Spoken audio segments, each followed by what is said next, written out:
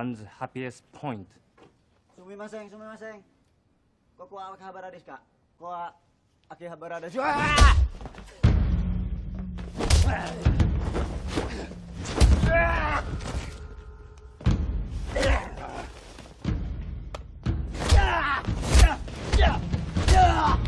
Hello semuanya, selamat datang ke channel Gila Film bersama Bad. Apa khabar hari ini? Bad harap korang semua sihat di samping orang-orang yang tersayang. Filem yang akan Bad ceritakan hari ini adalah filem Yakuza Apocalypse yang dikeluarkan pada tahun 2015. Dan yang menariknya, filem ini menampilkan seorang pelakon daripada filem Mat Kilau iaitu Yayan Ruhian. Filem ini menceritakan tentang seorang ketua kumpulan gelap Yakuza yang kebal dan sangat hebat bertarung. Namun sebenarnya dia mempunyai rahsia besar iaitu dia bukanlah manusia biasa melainkan Pontianak ataupun vampire. Jalan cerita ini agak mengarut tapi kira bolehlah kalau nak layan-layan boring. Tanpa membuang masa, jom kita tonton.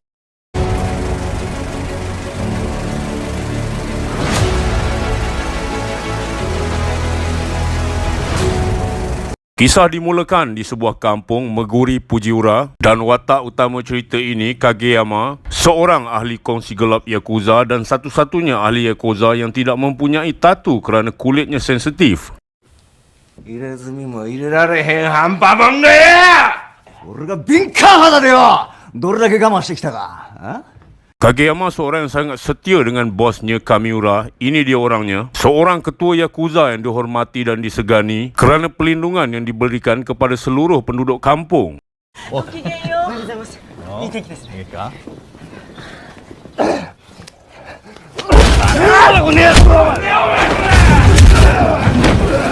Ini pula Kyoko, seorang mangsa yang telah dirogol oleh seorang Yakuza jahat, di mana Kageyama memberinya perhatian yang lebih kerana simpati dengan tragedi yang berlaku padanya. Di satu tempat lain, seorang kanak-kanak bernama Masaru yang tinggal dengan abangnya. Kemiskinan membuat mereka hidup menderita, kekurangan dan jarang sekali dapat makan KFC, sehingga Masaru membuat keputusan untuk mati saja dan menyuruh abangnya membunuhnya. 生まれてこなきゃよかったね。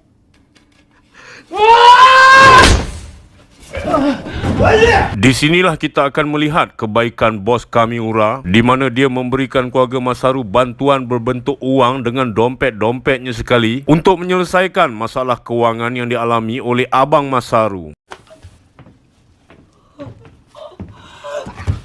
Kamiura kemudian mengajak Kageyama singgah di warung Pak Jabit yang merupakan warung kebiasaannya sejak sekian lama, di mana ketika Kamiura meminta sesuatu untuk diminum, Pak Jabit pun pergi ke belakang dan menuju satu ruang bawah tanah yang rahsia, di mana di situ terdapat sekumpulan lelaki tua yang sedang mengait untuk melatih kesabaran mereka. Konnichiwa.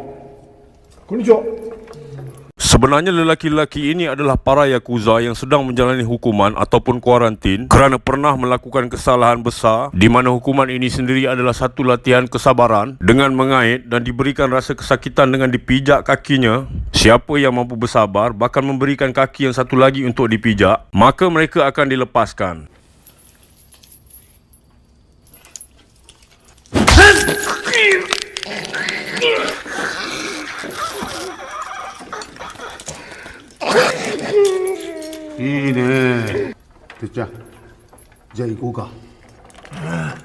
Lelaki itu fikir dia akan dibebaskan, tapi rupa-rupanya dia dibawa pergi untuk dibunuh. Kemudian Pak Jabit akan mengambil darahnya dan dimasukkan ke dalam teko, dan ketika Kageyama diberikan air itu untuk minum, dia pun minum saja tanpa tahu apakah minuman itu.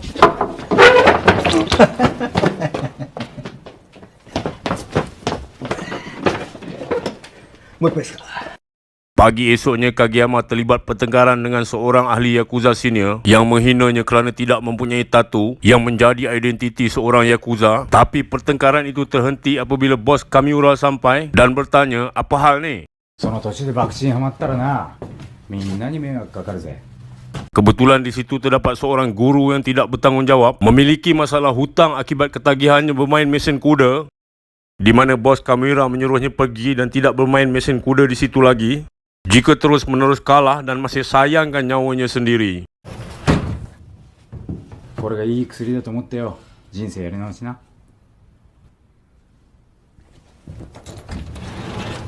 Setelah habis kerja, Kageyama pun pergi menjenguk Kyoko untuk melihat keadaannya yang sudah semakin pulih. Namun ketika keluar, Kageyama sangat terkejut dan terus menendang Hamidi, iaitu pengawal bosnya, kenapa berada di sini dan membiarkan bosnya berjalan bersendirian. Tapi rupanya itu memang adalah arahan daripada bos Kamiura yang memang sengaja mahu berjalan-jalan bersendirian pada hari itu.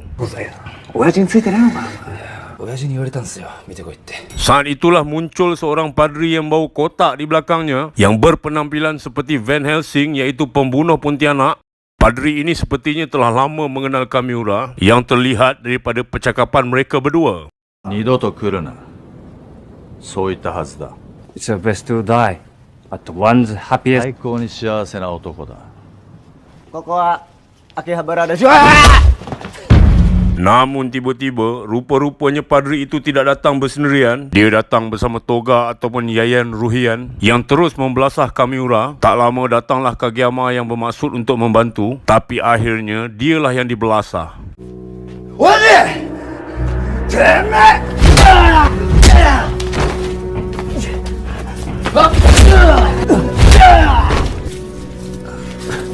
Bos Kamiura pun langsung tenat ketika ditembak oleh senapang istimewa padri, dan si Toga pun terus membunuh bos Kamiura dengan mencabut kepalanya dengan tangan yang kosong saja.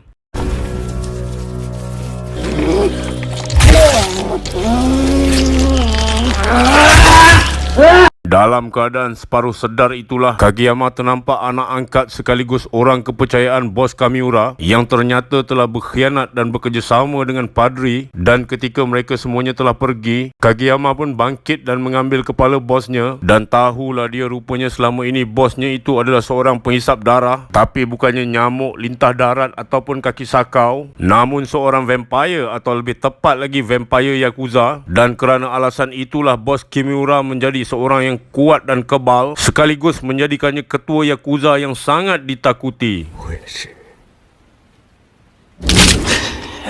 ザ・ヴァンパイアの道を行き Oleh kerana dirinya telah dikhianati dan tidak mampu bertahan lagi, bos Kamiura pun terus menggigit leher Kageyama agar dia dapat menjadi vampire dan dapat membalaskan dendam untuk bos Kamiura.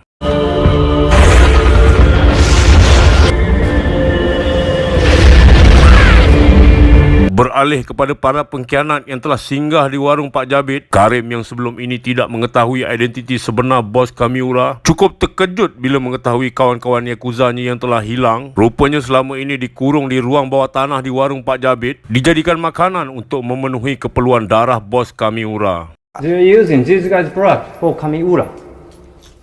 ヴァンパイアに命を預けてたってことがよ、俺ら。 Tak lama muncullah watak baru yang merupakan kawan kepada Padri dan si Toga, iaitu Goblin. Ini orangnya yang mempunyai rupa yang pelik dan sukar diterima akal yang sehat. Selain mempunyai bau mulut yang busuk, tubuh yang kecil, di belakangnya terdapat cengkerang kura-kura, mulut seperti paruh ayam dan tangan yang seperti Ninja Turtle. Goblin memberitahu mereka juga mempunyai seorang lagi kawan yang belum datang, seorang pembunuh yang terhebat daripada yang terhebat, yang mendapat julukan pengganas paling ganas, namun namanya adalah si Kodok.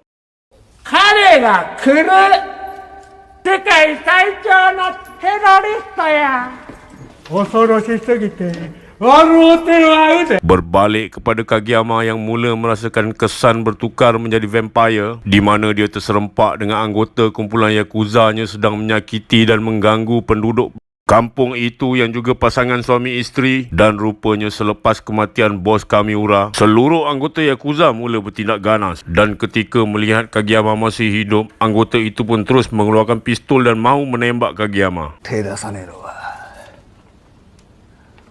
親父の掟だ。 Kageyama merasa sangat panas luar biasa ketika peluru menembus ke dalam tubuhnya, dan dia langsung menyerang anggota Yakuza itu dan dua anak buahnya. Bahkan kerana terlalu panas, Kageyama berjaya menggoreng telur di tapak tangannya sendiri. 仇に手出してんじゃねえんだ。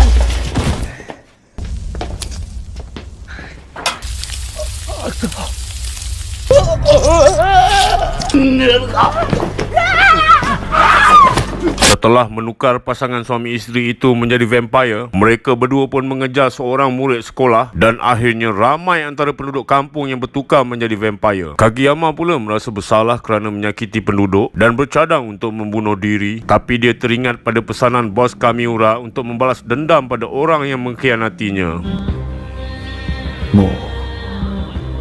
Ketika Kageyama datang melawat Kyoko untuk melihat keadaannya, dia nyaris saja menggigit leher Kyoko yang putih dan bersih.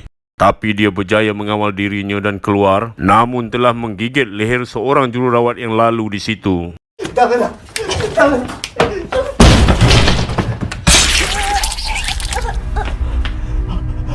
Bila Kageyama tersedar, dia telah berada di tempat persembunyian Pak Jabit yang menjelaskan apa yang telah berlaku padanya, di mana dia telah secara rasminya menjadi vampire ataupun vampire Yakuza, dan terdapat peraturan penting ataupun SOP untuk menjadikannya vampire yang berdisiplin dan berdikari serta bermanfaat untuk spesiesnya. ちゃんとあんたの中で親父さんの血がビートを刻んでるんだ。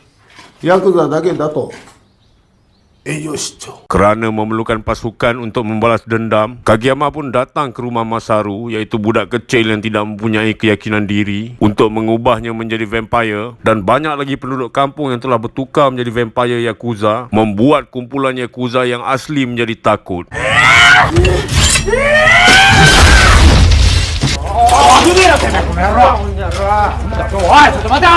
Karim dan ketua barunya pun merasa keheranan melihat perubahan penduduk kampung yang kini semuanya sedang berjudi, bersikap seperti Yakuza melebihi Yakuza itu sendiri. Banyak berlaku kekacauan, malah anggota polis yang telah digigit pun tidak menjalankan tugas dengan baik, malah memarahi Karim ketika mereka meminta bantuan.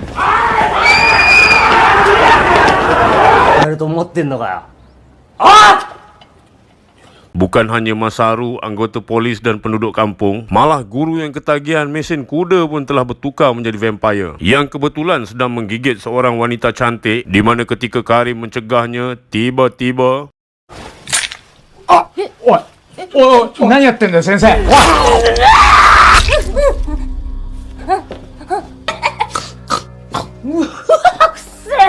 おい。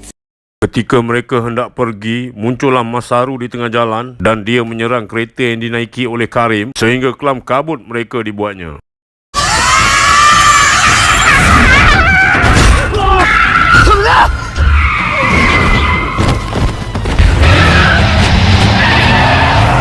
Keesokan harinya, Kageyama telah berjaya mengubah separuh penduduk kampung menjadi vampire dan menjadikan mereka semua sebagai ahli pasukan vampire Yakuzanya. Tiba-tiba Kapten Yakuza itu mengalami keadaan yang pelik. Dia merasakan terdapat cecair di telinganya dan memancutkan air itu dengan banyak sekali.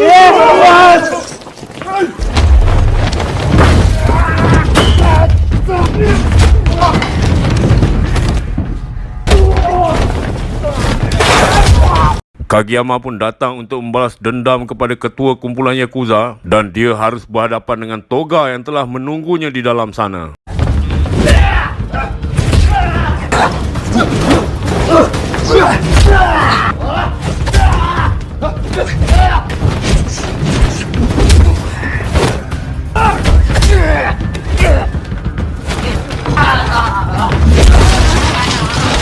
Ketika Padri mahu menembak dengan senjata istimewanya, datanglah Pak Jabit dengan membawa sebuah bom palsu, sehingga Kageyama berjaya dibawa lari daripada tempat itu. Keesokan paginya, Kageyama yang berdiri di tepi pantai dengan Kyoko yang berada di sampingnya, tiba-tiba berlaku gegaran yang disebabkan oleh kedatangan si kodok, si pengganas paling ganas yang dikatakan oleh Goblin tadi, dan Kyoko pun memberikan pelukan hangat kepada Kageyama supaya dia menjadi lebih bersemangat untuk menjadi vampire Yakuza seperti bos Kamiura. 最高の男になるんでしょ。 Inilah dia si kodok, seorang lelaki biasa yang memakai kostum katak. Namun daripada pergerakannya yang cepat dan pantas, terbukti dia memang adalah seorang pembunuh profesional.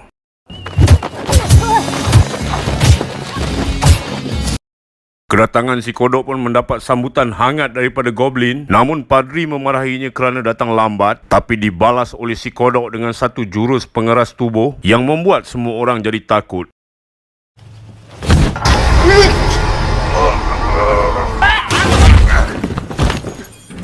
Di sinilah si kodok menunjukkan kekejamannya dengan membunuh semua ahli Yakuza yang sedang mengait. Sebenarnya, kedatangan si kodok kemari adalah untuk bertarung dengan Yakuza yang paling kuat, iaitu Kageyama.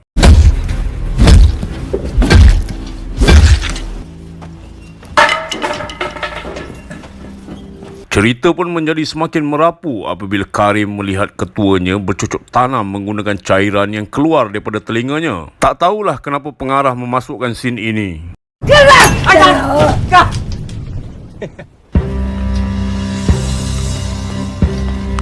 Terjadilah kekacauan ketika pasukan vampire Yakuza berperang dengan Yakuza asli, namun terhenti apabila berlaku gegaran yang disebabkan oleh kemunculan si kodok.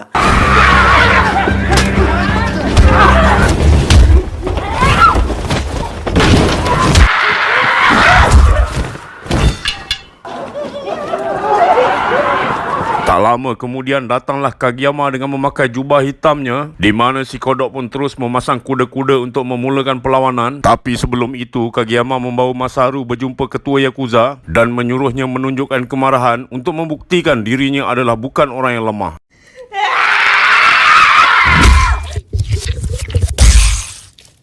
Setelah kematian ketua Yakuza, Kageyama pun kembali untuk memulakan pertarungan. Meskipun si kodok memakai kostum yang besar gedabak yang nampak tidak selesa, namun jurusnya kelihatan laju, hebat dan tepat.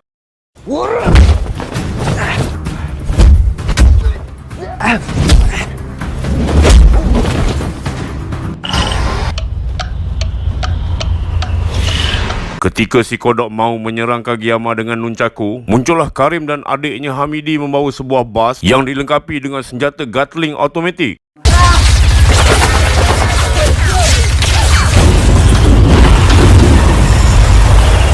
Dikira sudah mati, tapi rupanya si kodok adalah kebal dengan peluru. Berhasil bangkit, malah boleh terbang dengan menggunakan bom tangan yang dibalingkan di bawah kakinya.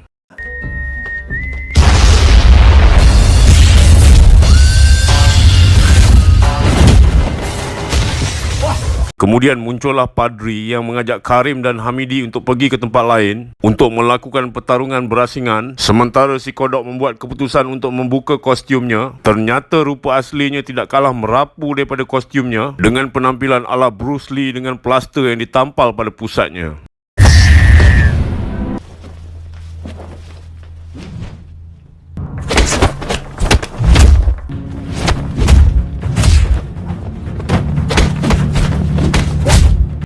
Karim pula yang berhasil mengejar Padri dan terlibat berbalas tembakan antara mereka berdua, di mana Karim yang telah terkena tembakan berjaya membunuh si Padri dengan pistol biasa yang digunakannya.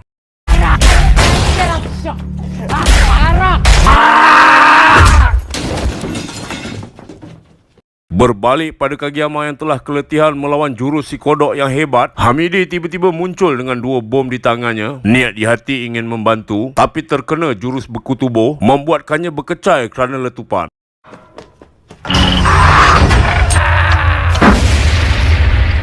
Saat itulah semangat Kageyama bangkit dan berhasil menahan pukulan keras yang dilayangkan oleh si kodok, dan secara tak sengaja menjumpai kelemahan si kodok. Yang kelemahan itu tidak kalah merapunya dengan jalan cerita ini, iaitu dengan mencabut plaster di pusatnya. Mati.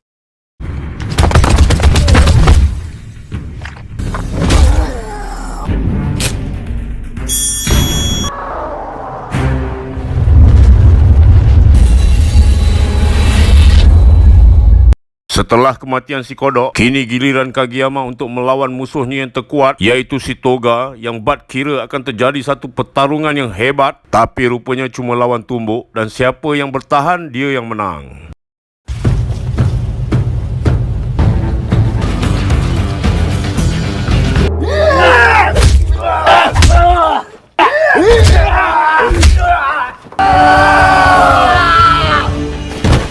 Setelah Kageyama menang, kita akan melihat ending yang mempunyai imajinasi yang benar-benar tinggi. Sama seperti filem Jepun yang selalu menampilkan raksasa seperti dalam cerita Ultraman, penjahat yang kalah pasti menjadi raksasa. Si kodok akhirnya menjadi raksasa dengan kostum katak raksasa, sehingga Kageyama juga menunjukkan bentuk aslinya untuk melakukan pertarungan terakhir yang entah seperti apa hebatnya.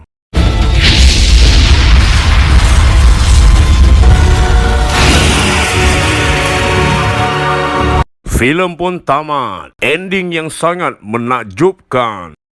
Kesimpulannya, pada bab cerita ini memang hehehehehe. Entah apalah yang difikirkan oleh penulis skrip dan pengarahnya. Tapi mungkin ada maksud yang tertentu daripada adegan-adegan merapu yang dipaparkan. Bat tidak faham, tapi mungkin kalau ada antara korang yang faham, mungkin korang boleh jelaskan di ruangan komen. Sekian saja video untuk kali ini. Kalau video ini menarik, jangan lupa like dan subscribe. Salam sayang daripada Bat. Bye.